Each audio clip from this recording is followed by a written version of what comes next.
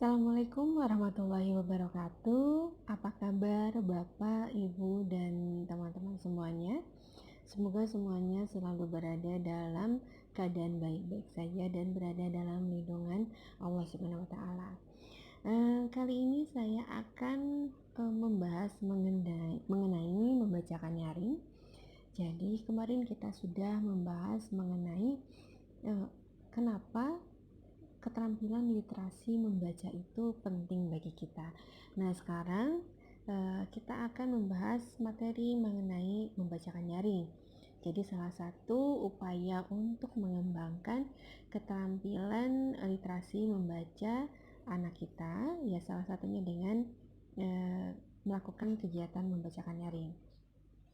Nah, sebenarnya kegiatan membaca yang menyenangkan itu banyak gitu ya. Ada kegiatan read aloud atau membacakan nyaring, ada share reading, ada independent reading, dan ada guided reading. Nah, yang pertama read aloud yaitu kegiatan membacakan nyaring yang nanti akan kita bahas lebih mendalam. Jadi kegiatan membacakan nyaring ini maksudnya adalah kegiatan membacakan bahan bacaan secara nyaring yang dilakukan oleh orang tua atau orang dewasa kepada anak-anak. Nah, kegiatan membaca selanjutnya yaitu share reading. Kalau share reading ini berbagi bahan bacaan. Jadi, misalnya ibu atau bapak membaca suatu cerita gitu ya. Kemudian nanti anak-anak akan membaca kembali, reread cerita tersebut, atau misalnya ibu dan bapak membacakan cerita tersebut tetapi tidak sampai selesai dan anak kita menyelesaikan bacaan tersebut. Jadi banyak cara yang bisa dilakukan dalam melakukan kegiatan share reading ini. Nah, selanjutnya adalah independent reading. Kalau independent reading ini adalah kegiatan membaca secara mandiri. Jadi anak-anak dengan bebas memilih bahan bacaan sesuai dengan minat yang mereka miliki gitu. Jadi misalnya anak-anak yang minatnya itu di dunia petualangan, maka ia akan memilih buku-buku bacaan petualangan gitu. Anak-anak yang senang komedi akan membaca cerita-cerita mengenai komedi. Jadi kita berikan kebebasan kepada anak untuk melakukan kegiatan membaca secara mandiri. Jadi memilih bahan bacaan yang ingin mereka baca. Nah, selanjutnya ada guided reading. Kalau guided reading ini kegiatan membaca terbimbing. Jadi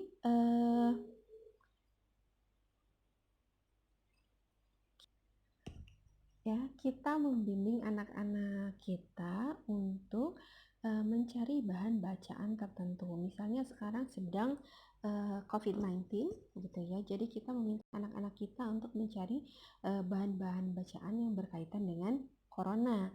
Nah, mereka mencari bahan bacaan yang sesuai dengan tema tersebut, tapi tentu saja bentuknya bisa beragam. Jadi saya mencari cerita tentang corona tapi berupa cerita bergambar. Kalau saya senangnya komik misalnya.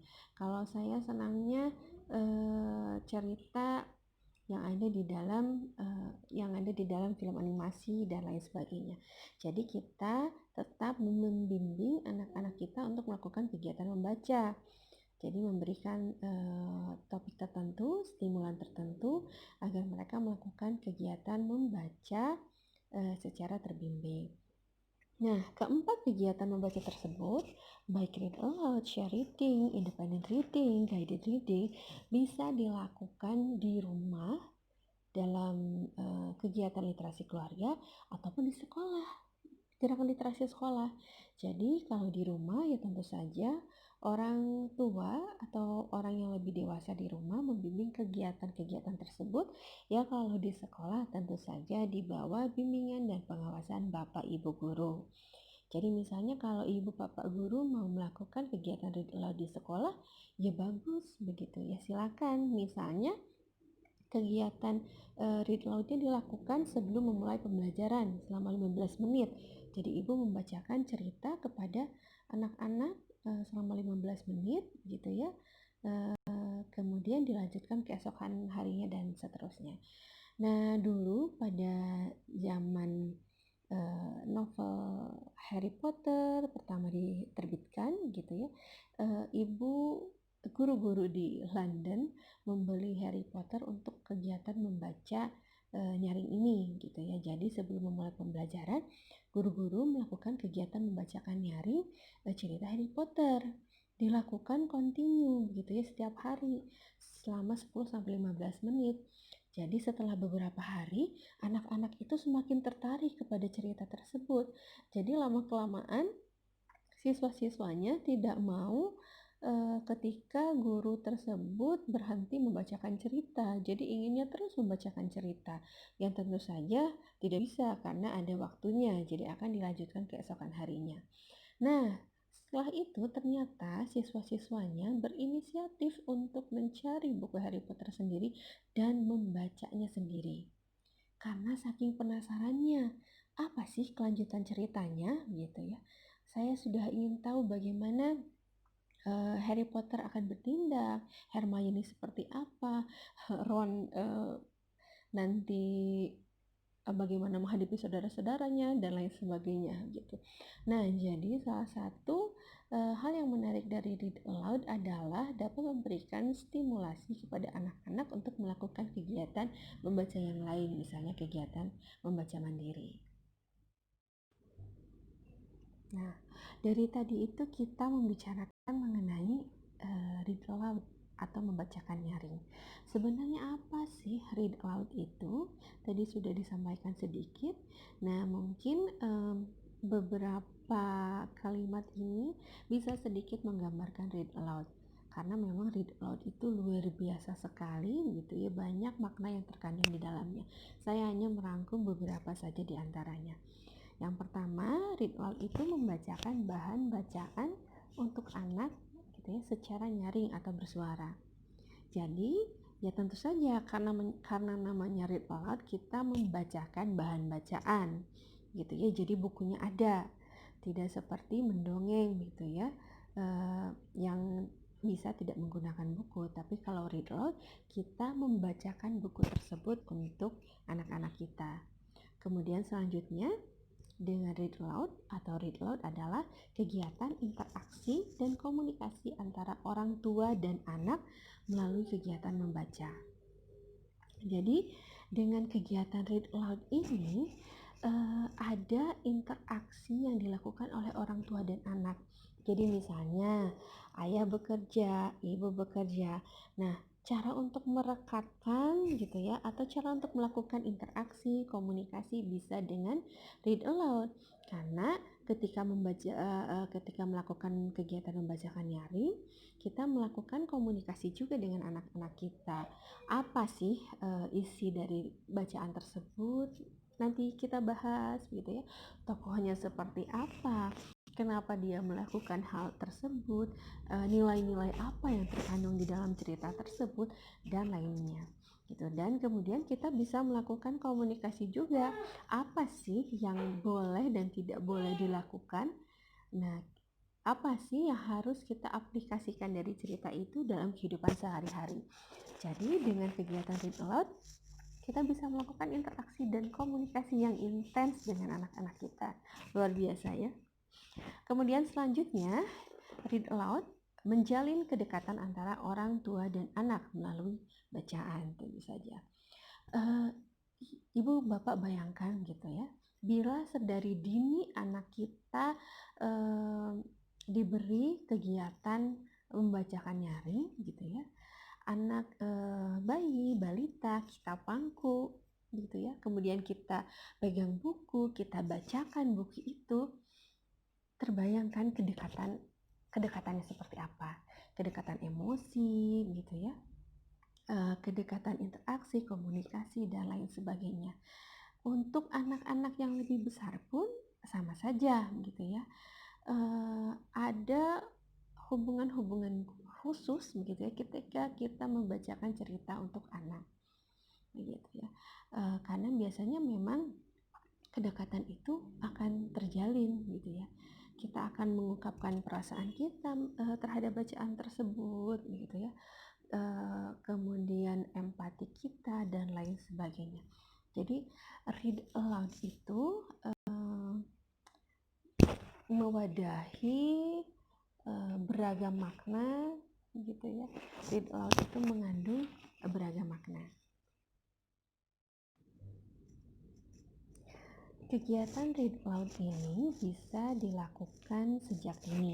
Jadi tidak perlu menunggu sampai anak bisa membaca gitu ya. Karena pengenalan terhadap bahan bacaan itu tidak berhubungan dengan bisa atau tidaknya anak membaca. Jadi semakin dini anak dikenalkan terhadap bacaan, ya semakin bagus.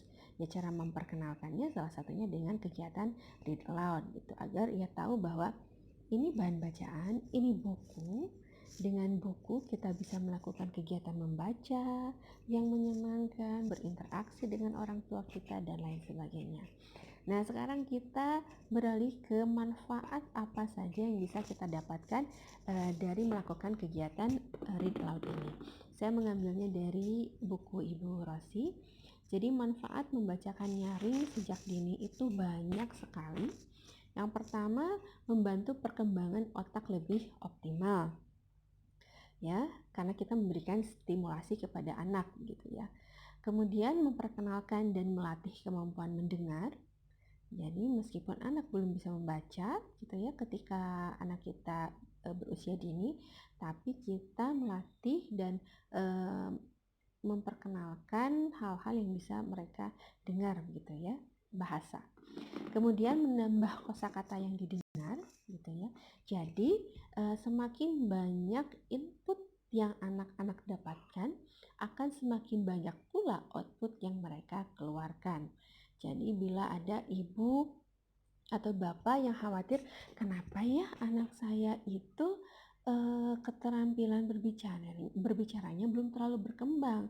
Jadi misalnya pada usia batita, anak saya itu kenapa baru bisa berkata beberapa kata dan itu lagi gitu ya. Nah, kita harus introspeksi dulu diri dulu gitu ya. Apakah input yang kita berikan itu sudah sesuai gitu? Apakah input yang kita berikan itu sudah mampu memberikan stimulus bagi anak untuk mengembangkan kemampuan kosakatanya? Nah, jadi jangan-jangan kenapa anak memproduksi sedikit ujaran ya karena memang inputnya sedikit, makanya outputnya sedikit. Jadi silakan perkenalkan bacaan, cerita kepada anak-anak untuk menambah kosakata bagi mereka. Jadi saya pernah menyimak pemaparan dari seorang dokter anak gitu ya, Dokter Citra. Beliau memaparkan bahwa bila anak mengujarkan satu kata, itu di dalam benaknya itu sudah ada 10 kata. Begitu katanya perbandingannya. Jadi bila ada 10 kata yang bisa diujarkan, berarti mungkin ada 100 kosakata yang sudah mereka pahami gitu. Hanya memang kemampuan produksinya belum sampai ke situ. Jadi ya tentu saja hal tersebut yang menjadi hal yang bisa kita lakukan ya untuk memberikan stimulasi kepada anak, yaitu tadi melalui kegiatan membacakan nyaring. Selanjutnya melatih rentang perhatian dan mengingat gitu ya. Tadi cerita apa ya gitu ya. Kata ibu saya ini namanya buku gitu. Atau di dalam ingatannya, oh kata ibu saya ini adalah makanan gitu ya, atau ini adalah ayah, ini adalah ibu, nenek dan lain sebagainya. Kemudian mendekatkan orang tua dan anak. Selanjutnya mengajarkan arti kata-kata, memperkenalkan konsep media, merangsang imajinasi dan indera lain, memperkenalkan konsep buku dan belajar, dan menjadikan teladan membaca. Jadi kita harus memberikan teladan yang baik, pemodelan yang baik kepada anak mengenai kegiatan membaca ini. Jadi di dalam benak anak-anak gitu ya, mereka sudah bisa tersugesti bahwa oh ternyata membaca itu adalah kegiatan yang menyenangkan, kegiatan yang bisa saya lakukan, kegiatan yang biasa orang tua saya lakukan dengan saya, sehingga saya pun akan terbiasa melakukan kegiatan itu. Ya namanya anak-anak ya, tentu harus diberi contoh atau pemodelan atau teladan terlebih dahulu. Bila kita memberikan teladan hal-hal yang baik, ya tentu mereka akan meniru hal tersebut. Begitu pula dengan kegiatan membaca. Bila kita memberikan teladan kegiatan membaca gitu ya, kita gemar membaca, ya anak-anak kita ya akan melihat teladan itu dan menirunya gitu ya. Jadi ini manfaat ini bisa kita rasakan ketika kita melakukan kegiatan membaca nyaring. Ini untuk anak-anak usia dini, tapi untuk anak-anak di atas usia itu pun manfaatnya kurang lebih sama gitu ya. Kemudian apa saja sih yang bisa dijadikan sumber untuk membacakan nyaring? Nah, itu pertanyaannya. Jadi, apa saja yang bisa dijadikan sumber untuk membacakan nyaring? Ya, bahan bacaan gitu ya. Baik itu printed material, buku teks yang ada gitu ya, atau buku elektronik, ya silakan gitu ya. Jadi beragam bahan bacaan bisa kita jadikan media untuk melakukan kegiatan membacakan nyaring. Bolehkah menggunakan teks sastra untuk membacakan nyaring? Bagaimana Ibu Bapak? Ya, tentu saja. Boleh dan sangat disarankan. Kenapa? Nah, kita akan membahas sedikit kenapa sih teks sastra disarankan untuk menjadi media membacakan nyaring. Ketika anak-anak membaca atau mengapresiasi karya sastra, tentunya karya sastra yang dimaksud adalah sastra anak. Nah, sastra anak ini memiliki banyak sekali manfaat, baik nilai personal maupun nilai pendidikan. Nah, bagi anak-anak begitu ya, untuk nilai personalnya, manfaat karya sastra ini bisa membantu perkembangan emosional anak, intelektual anak, imajinasi, rasa sosial, rasa etis dan religius. Nah, yang pertama, perkembangan emosional. Dengan membaca teks sastra, anak-anak bisa melihat, membaca gitu ya, merasakan hal-hal yang ada di dalam cerita tersebut. Mereka akan bisa melihat dan membedakan mana perilaku yang baik dan tidak baik, mana perilaku yang bisa dicontoh ataupun tidak. Kemudian bila ceritanya sedih, saya harus bagaimana gitu. Bila tokohnya mengalami kegembiraan, anak itu akan bagaimana. Tokohnya sedih, anak kita sebagai pembaca akan bagaimana. Nah, dengan membaca teks sastra, perkembangan emosional anak itu akan ikut terasa. Jadi ya masa ya tokohnya sedang sedih, anak kita tertawa-tawa, begitu kan. Nah, kalau kejadian seperti itu berarti ya kita harus mendiskusikannya dengan anak kita. Atau misalnya tokohnya tertimpa kemalangan tapi anak kita sebagai pembaca tidak merasakan emosi apapun, tidak berempati begitu ya. Nah, tentu itu bisa menjadi warning bagi kita sehingga kita bisa mendiskusikannya dengan anak. Kemudian intelektual, ketika anak-anak membaca suatu cerita, daya kognitif mereka akan bekerja gitu ya. Ini ceritanya kenapa begini, kenapa begitu, hubungan sebab akibatnya seperti apa, kenapa tokoh itu melakukan hal itu, apa yang kemudian akan dilakukan tokoh dan lain sebagainya. Nah, dari situ daya imajinasinya juga akan terasah gitu ya. Nah, kalau tokohnya melakukan ini, wah nanti jangan-jangan dia akan begitu. Nah, kalau saya gitu ya. Kalau saya menjadi dia, saya akan bagaimana gitu ya. Atau ketika ada pemaparan di dalam cerita gitu ya, tokoh Amir misalnya, Amir pergi ke suatu hutan belantara. Di hutan itu sangat gelap, pohon-pohonnya besar, sampai cahaya matahari pun tak sanggup menembusnya. Anak akan membayangkan seperti apa pohon-pohon yang sangat besar sampai menghalangi cahaya matahari. Ya, luar biasa kan ya, cerita bisa membuat daya imajinasi kita ikut terasa. Selanjutnya rasa sosial gitu ya. Jadi anak bisa mencermati beragam kondisi masyarakat, beragam budaya yang ada di dalam cerita.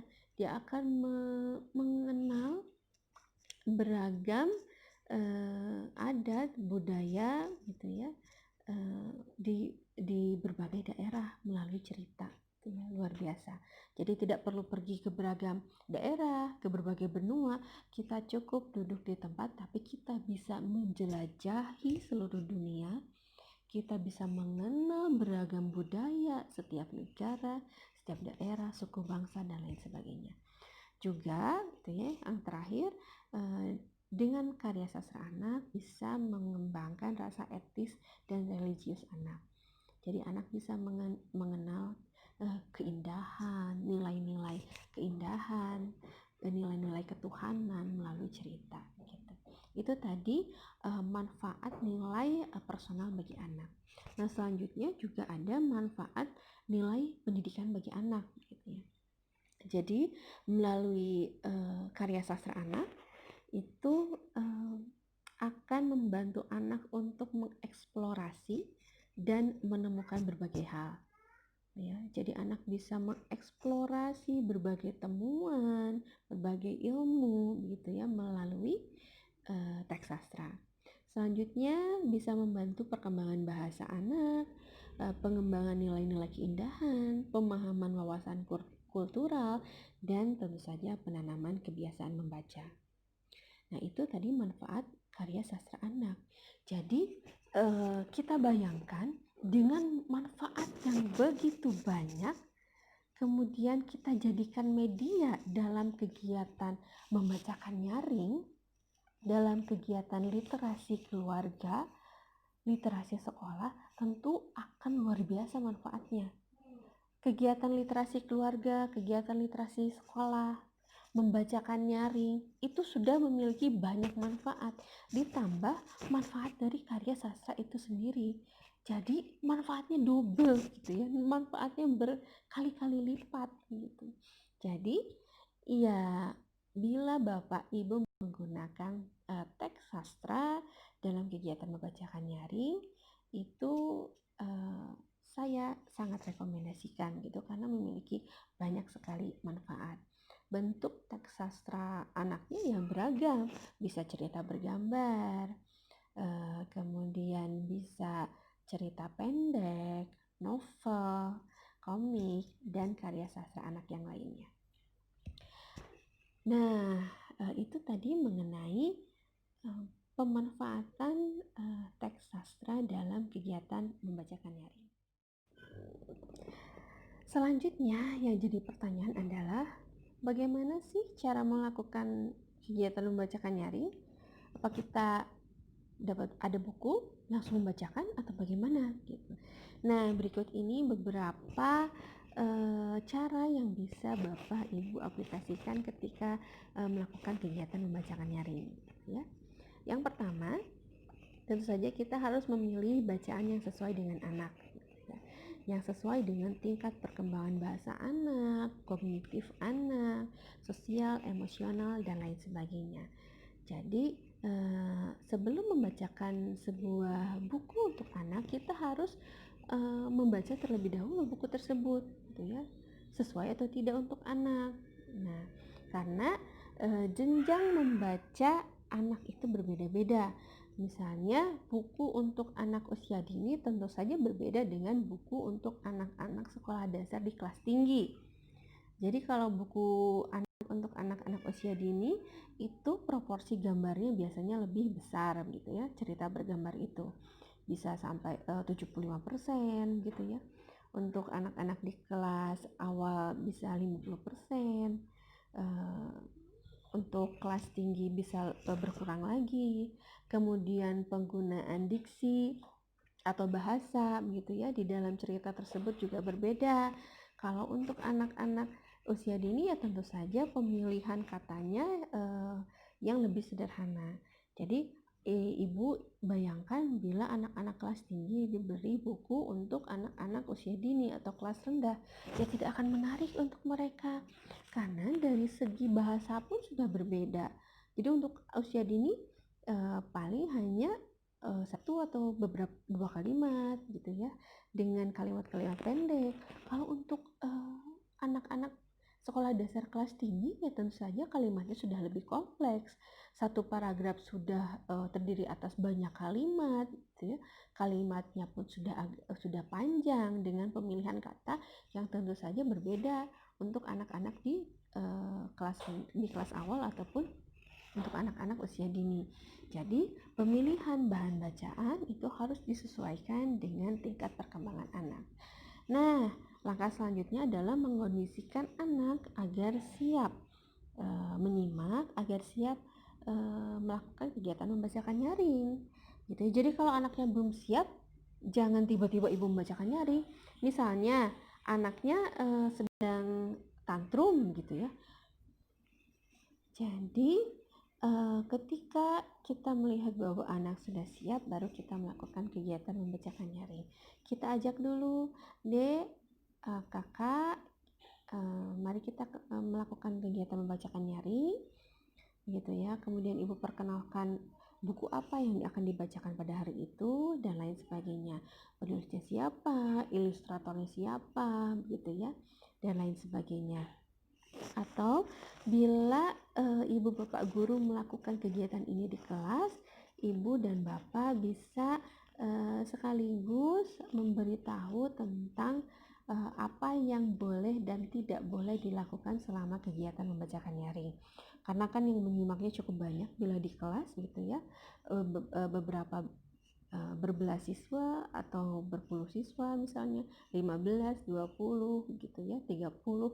Tentu saja situasi harus dikondisikan dengan baik. Jadi boleh ibu bapak membacakan aturan-aturan yang harus mereka patuhi selama kegiatan membacakan nyaring. Misalnya boleh menanggapi cerita tapi seperti apa gitu ya. Boleh bereaksi tapi seperti apa. Jadi misalnya boleh bertanya, boleh menanggapi gitu ya, boleh bereaksi tapi tidak boleh berlebihan sampai mengganggu jalannya kegiatan read aloud gitu ya. Selanjutnya ya tentu saja kita mulai kegiatan membacakan nyaring. Nah, ketika ibu dan bapak melakukan kegiatan membaca nyaring, yang harus diperhatikan adalah intonasi dan ekspresi ketika membacakan cerita. Jadi tidak boleh datar-datar saja, Bu. Ekspresi dan intonasi kita harus sesuai dengan isi cerita. Ya bila tokohnya sedih, ya bagaimana ekspresi sedih itu? Masa tokohnya sedih kita tertawa-tawa atau tersenyum-senyum? Jadi bila tokohnya gembira, ya kita gunakan ekspresi dan intonasi gembira. Gitu ya, kecewa seperti apa, terkejut seperti apa, agar anak-anak terus menyimak cerita kita dan isi cerita pun tersampaikan dengan baik. Jadi bayangkan ya, bila misalnya kita membacakan adegan menegangkan, gitu ya, misalnya Ida berjalan mengendap-endap. Ia ketakutan. Harimau itu terus mengikutinya, mengendap-endap. Tiba-tiba harimau itu mengaum. Wow! Ida terkejut dan menjerit ketakutan. Ah! Lari! Nah, bayangkan bila adegan itu tidak dibacakan dengan intonasi dan ekspresi yang sesuai. Ida ketakutan. Ida berjalan, terus berjalan. Harimau itu mengikutinya. Kemudian tiba-tiba harimau itu mengaum. Tidak terkejut. Lari.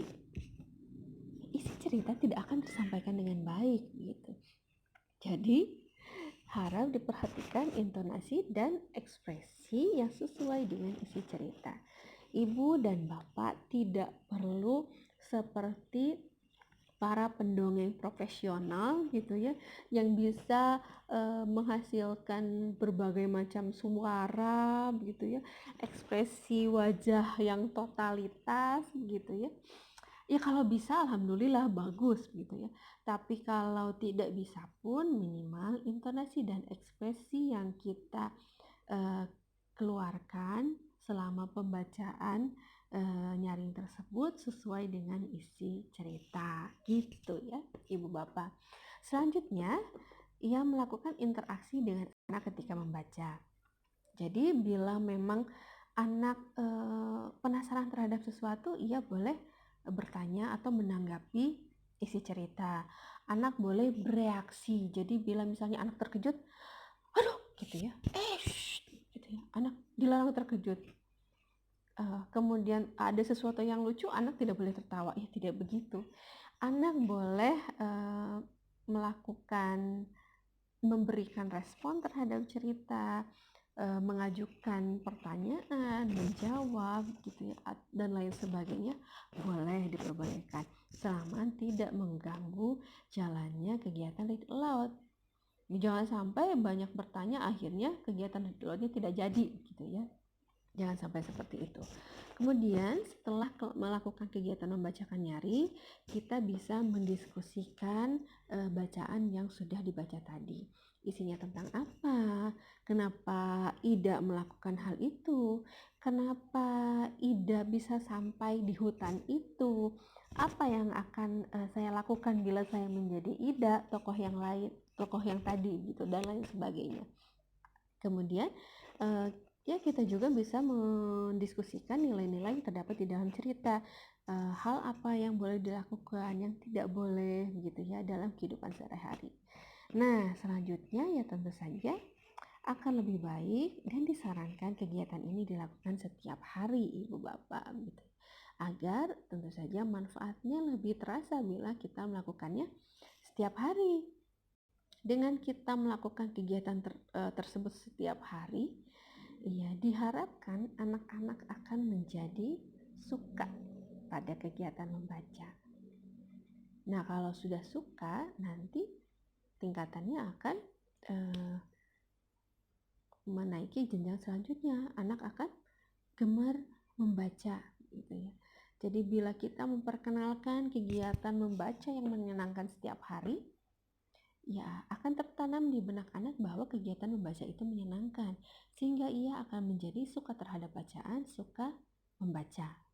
Nah kalau sudah suka, nanti dalam kesehariannya ia tidak akan terlepas dari kegiatan membaca, yang akhirnya ia akan menjadi gemar membaca. Ia akan mencari bahan bacaan sendiri, ia akan melakukan kegiatan membaca mandiri, dan lain sebagainya. Dengan melakukan kegiatan-kegiatan tadi, diharapkan anak-anak akan memiliki keterampilan literasi membaca yang baik gitu ya. Jadi sebenarnya banyak yang bisa kita lakukan. Nah, salah satunya dengan melakukan hal yang sederhana sebenarnya ya, kegiatan membacakan nyaring. Bisa dilakukan 10-15 menit setiap hari, tidak terlalu memakan banyak waktu. Ya kita kalkulasikan saja, misalnya ada yang hobi menonton drama gitu ya, atau hobi berjalan-jalan, menghabiskan berjam-jam waktu luang kita. Nah, kegiatan membacakan nyaring ini hanya meminta waktu kita selama 10-15 menit saja. Ya kalau Bapak Ibu mau melakukannya lebih lama ya silakan gitu ya. Tapi dengan 10-15 menit saja setiap hari, itu manfaatnya akan terasa bagi anak kita dan kita juga tentunya. Jadi tidak ada salahnya mulai dari sekarang kita melakukan kegiatan ini setiap hari berinteraksi dengan anak-anak kita melalui bacaan dengan kegiatan membacakan nyaring. Nah, itu saja yang bisa saya sampaikan kali ini. Terima kasih atas perhatian Bapak, Ibu, dan teman-teman semua. Sampai bertemu pada pembahasan selanjutnya, insya Allah. Wabillahi taufiq wal hidayah. Wassalamualaikum warahmatullahi wabarakatuh.